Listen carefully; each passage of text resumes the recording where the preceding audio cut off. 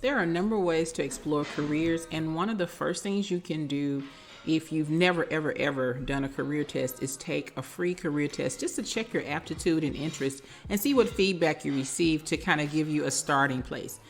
If you've already done that and you have some ballpark idea, your next step, your very next step, is to find the people who are doing successfully what you think you might want to do.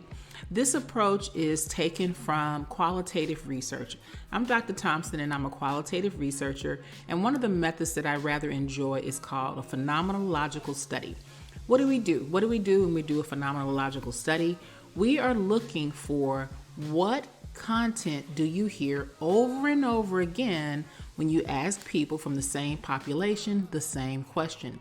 And in this case, your sample population will be people who are doing successfully what you want to do.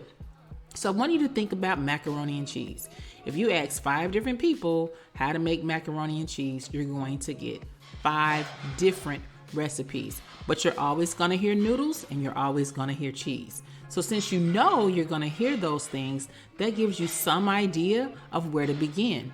And then you're going to make the recipe to your liking. You're going to make it in a way that you enjoy. So that's how we're going to go about this as well. You're going to find people to talk to who have been doing successfully what you want to do. And I'm going to show you the questions you want to ask those 5 people. So here are the questions you want to ask your 5 subjects in your miniature phenomenological study. You want to ask them, first of all, is college even necessary? Do I need to go to college to do what you're doing? And if I do need to go to college, what college should I go to? Are there colleges that I should absolutely avoid? Are there particular majors that would be very helpful, or it doesn't even matter what I major in? You want to ask them questions about things you can do right now, whether you are an international student, a traditional student, a first-time freshman straight out of high school, whatever it is that you are wanting to do, someone has already completed that journey successfully, and you want them to share knowledge with you by you asking them the right question.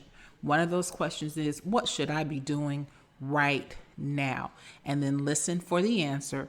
Ask at least 5 people because you want to see, is everybody saying the same thing? Am I getting different answers?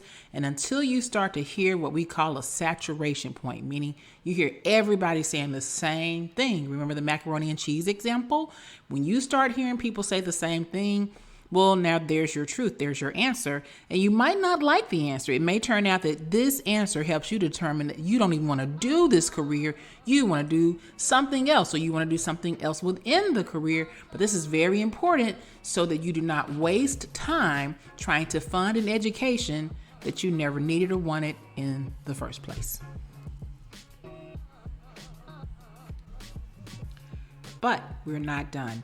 In the next section, I'm going to tell you some things you can do to explore careers that go beyond simply asking other people questions.